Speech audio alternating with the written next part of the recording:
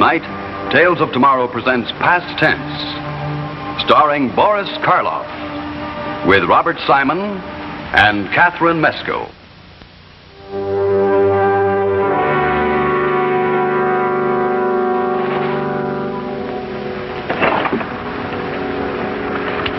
Don't they ever wash the windows in this dismal place? Are you kidding, Doctor? Whoever washes windows in a place like this? It might let the sunlight in. Yes, I know what you mean. How is he? Not too good. Not at all good. I hope this hypo will quiet him. It looks pretty bad to me. It's pneumonia, isn't it? Yes. Complete consolidation of both lobes. Has he reached the crisis yet? This morning. Temperature's been going up ever since. I'm afraid he hasn't a chance. Well, maybe he's better off. I wish we knew more about him. I've never come across a patient like this one. He's never had a visitor. No family, no relatives, not even a friend. Nobody seems to know where he came from. Yet he has a knowledge of medicine that sometimes makes me feel like a young intern. Let's see, it's 6 months since we sent him here, isn't it? Just about. And still has that same obsession? Hasn't varied a bit. Insists he's a man from the future. Penicillin. There he goes again. Same fixation about that drug. Yeah. Penicillin. Hasn't stopped talking about it since you brought him here. Isn't there anything at all we can do for him? Nothing at all. No, I'm afraid that December 3rd, 1910 will mark the end of Harry Marco and of his delusions about a miraculous cure-all. This wonder drug that he calls penicillin. In a minute, Jane. In a minute.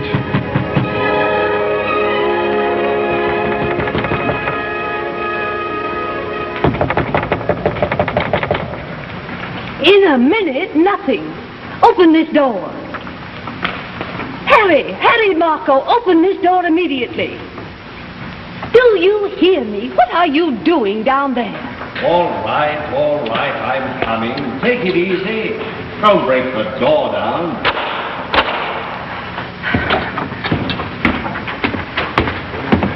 What's the matter now? What's the matter? A patient is waiting for you, and I've been buzzing for 15 minutes. Oh, let him wait. I'm busy. Now, look here, Harry Marco. Instead of fooling around down here, you should be in your office taking care of your patients. I've got more important things on my mind. Well, I haven't, and I'm tired of you neglecting everything for this. Patients are sick these days, Harry, and you're driving away the few that are left with your indifference. Doesn't matter, Jane. Believe me, this is more important. Is it? Well, I'm tired of making excuses and hiding from bill collectors while you waste your time on this fantastic, stupid comic book idea of yours, a time machine. Comic book idea, eh? What would you say, Jane, if I told you that I'd finally solved the riddle of time? That with this machine I can go back in time, go back as far as I like, to any point in history. What would you say then? I'd say you're crazy. Well, we'll see if I'm crazy or not. I tell you, Jane, I'm tired of being poor. Tired of treating colds and bellyaches, turning out at all hours of the night whenever somebody's baby has the colic. And what about the patient upstairs? He won't wait much longer. Let him go. I'm busy. Busy? What are you trying to do? I'm going to smash that machine, Harry. It's no good. I don't care a thing about the past. What's bothering me is the future, and it's time you earned a living. Stop it! Stop it, I say! Now get out of here. Get out! Don't you ever try to touch that machine again. Harry Marco, I'm going to smash that machine if it's the last thing I do.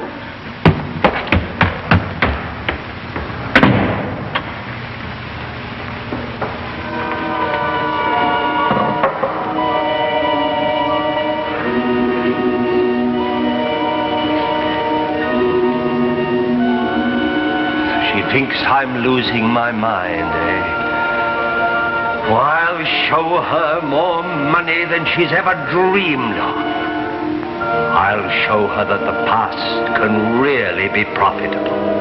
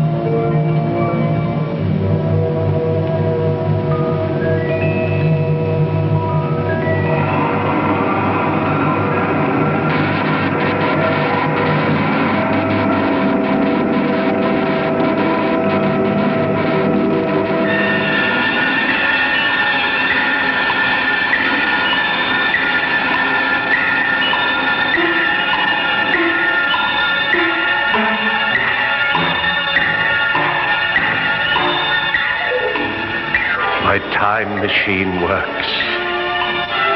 I knew it. I knew it. I'm going back through the past. Back through the years that I have lived before. There they are. I'm seeing again events that have become history. Oh, I wish I could stop and relive some of those great moments. But I can't. I must go back further. If my plan works, I'll be rich. If it works. If it doesn't, who knows? But I think you should listen to this man, Dr. Giles. Nonsense. I can't listen to every crackpot who comes here with a magic potion. But this man seems to know what he's talking about. He's not a harebrained chemist. He's a doctor. I never heard of him. Neither have I, but I'm convinced that he had something. All right. Bring him in. I'll let him have 5 minutes. 5 minutes will be enough. Dr. Marco.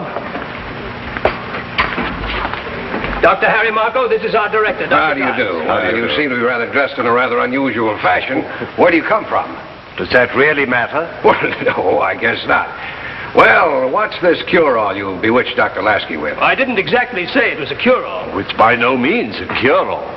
But it will cure a great many diseases that you now think fatal. Oh, well, where is it? Let's have a look at this miracle drug.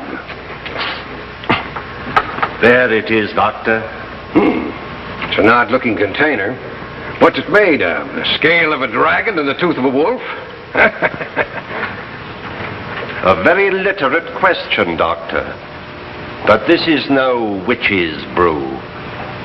If you're not interested, I'm sure some of your competitors will be. Oh, just a moment, Doctor. Just a minute. You seem to be rather sure of yourself. Just what do you want?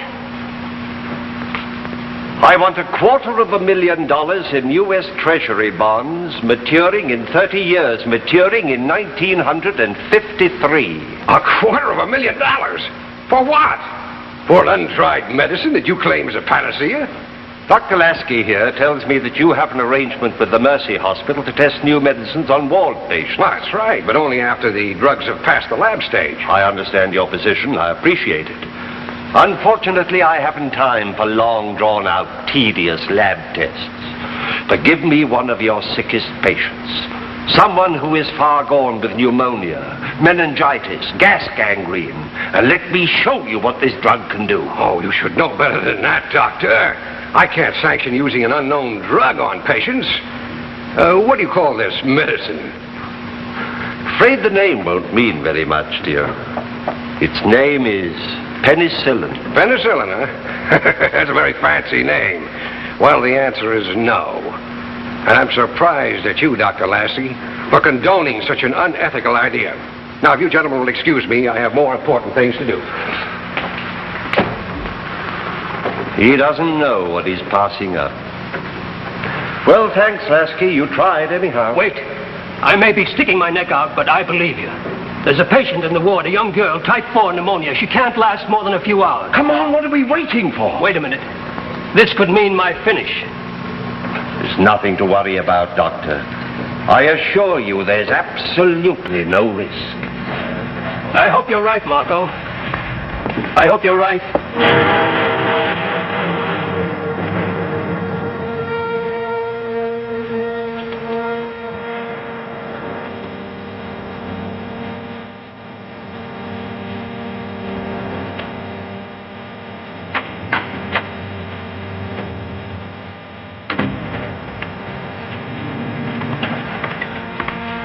Has there been any change? She's worse, Doctor. Do you want to listen to her chest? Yes.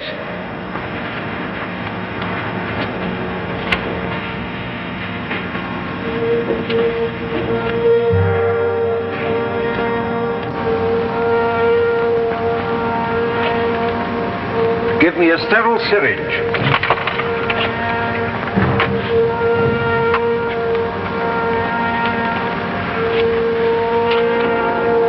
I'm going to give her 300,000 units. We'll repeat the dose in an hour. What are you giving her, Doctor?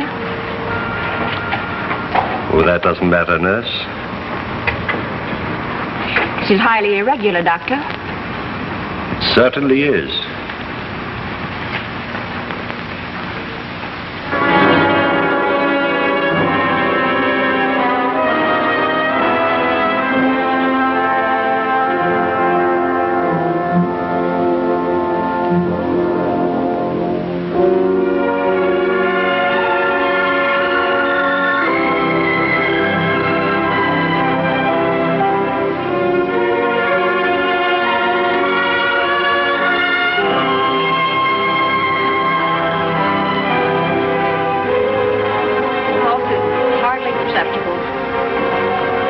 I'm going to give her another 300,000 units.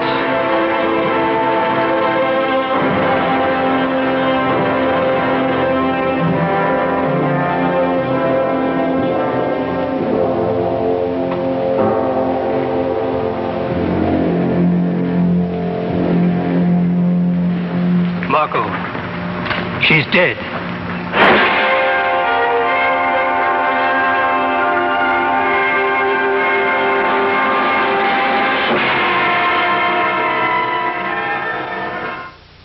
Back to our story, Past Tense, starring Boris Karloff.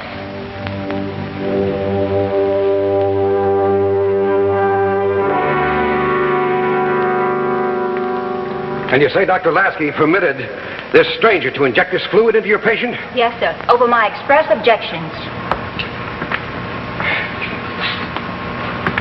Thank you, nurse. That's all. Dr. Giles. Lasky, you're through. And I'm bringing you up on charges of unethical practice at the next meeting of the medical board. But, sir... I hold you responsible for the death of that girl. She was dying. Nothing would have helped her. She'd have died anyway. That doesn't excuse you. You deliberately disobeyed my orders in allowing this quack to use an unknown, untried medicine on a patient. Now, just a minute, sir. That unfortunate girl's death proves nothing. We were too late, that was all. She was beyond all help, even at a penicillin. It's unfair and grossly unscientific to jump to conclusions with only one case. What would you like to do? Kill a few more patients before you're satisfied? Oh, of course not. But in that same ward, there's a patient with gas gangrene. Now, let me use my drug on him, and I give you my word, in 2 or 3 days, he'll be on the road to recovery. No, I can't permit it. I told you before, I will not sanction the use of drugs until we've made the proper lab tests on them. I understand, Doctor. But in the meantime, I placed Dr. Lasky in rather an unfortunate position, and I'd like to vindicate him at least. So take this drug. Use it any way you like. Make all your lab tests. And when it proves its value, as I know it will, then we can talk business. Business? I don't do business with quacks, and I have no time for your miraculous cure-alls. Now, I'll thank you to leave the office. Dr. Giles, you will regret this decision in the not-too-distant future. Good day, Doctor.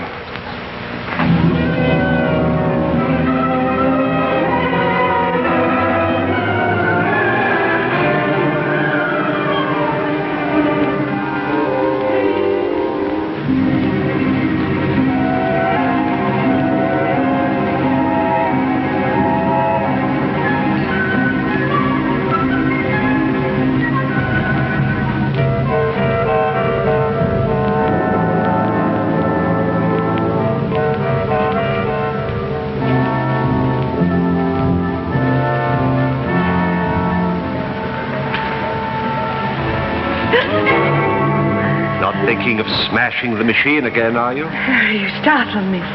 Sorry, Jane. Jane, I'm going away again. Maybe for a week, 10 days, perhaps longer. But don't disturb anything in this room and keep the door locked. Where are you going, Harry? Does that make any difference? Well, I would like to know what you're up to. Where did you go when you disappeared last week? I went back into the year 1923.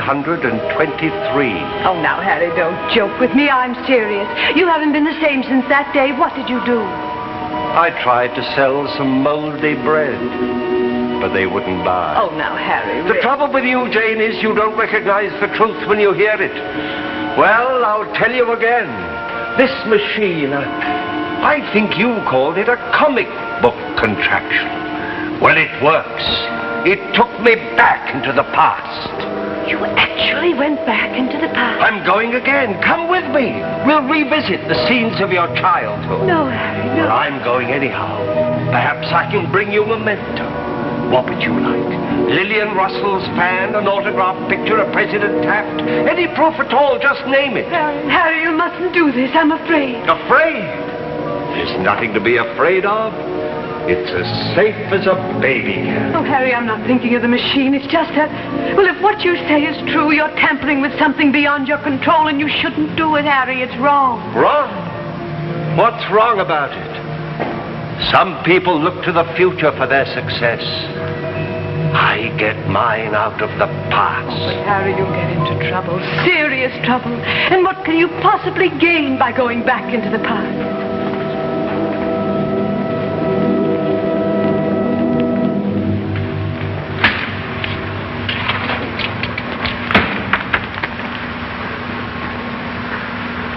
I wanted to bring them the benefits of penicillin.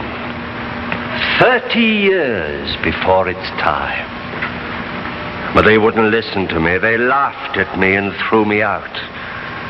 But this time, I'm going back even further into the past. Back to 1910. What's more, I'll go to the same company. This time they'll pay. And pay plenty. Harry Mocko, you're not going. Oh, I should have smashed this machine weeks ago. Harry, I beg you, destroy it. Promise me you won't go. I have a feeling that something terrible's going to happen. Maybe you're right, Jane, dear. But I must make just this one last journey, and I'll come back with more than enough to take care of us for the rest of our lives. Then I'll smash the machine. Harry, I give you my word. Now go.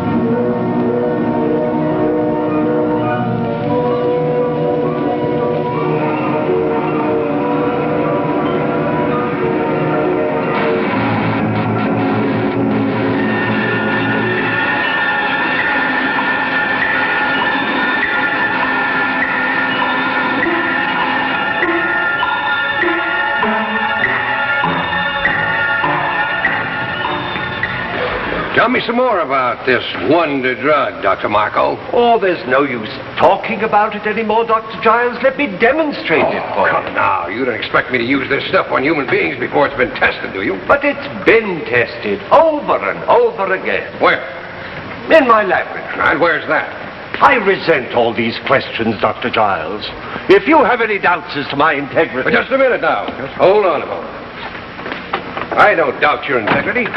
And I'm very much interested in you and your drug. Sit down. No, I've very little time. Tell me some more about the drug. Why should I tell you again? I know I'm wasting my time Not here. at all. Not at all. By the way, Marco, you are a physician, aren't you? That's insulting, Dr. Giles. What's the meaning of this? Simply this. You're a fraud, Marco. I'm having you arrested for...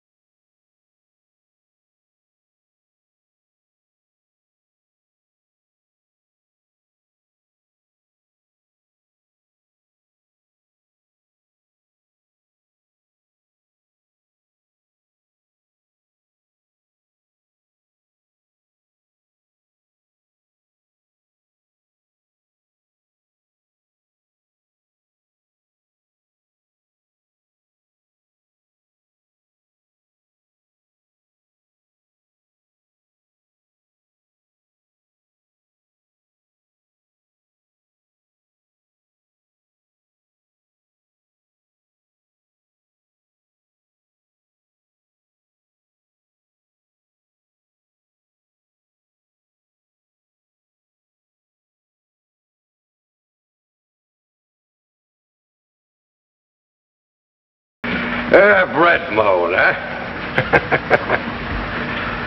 Yeah.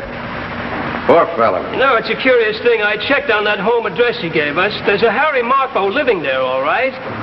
But he's only a boy.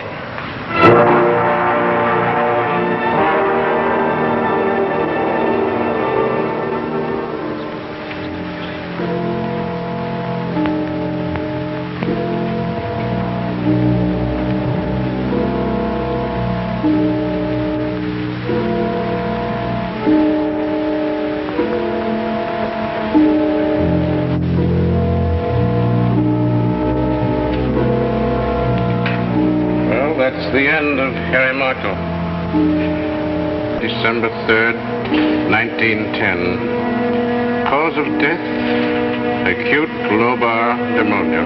Well, here's his precious penicillin. Wouldn't it be wonderful if there really were such a drug?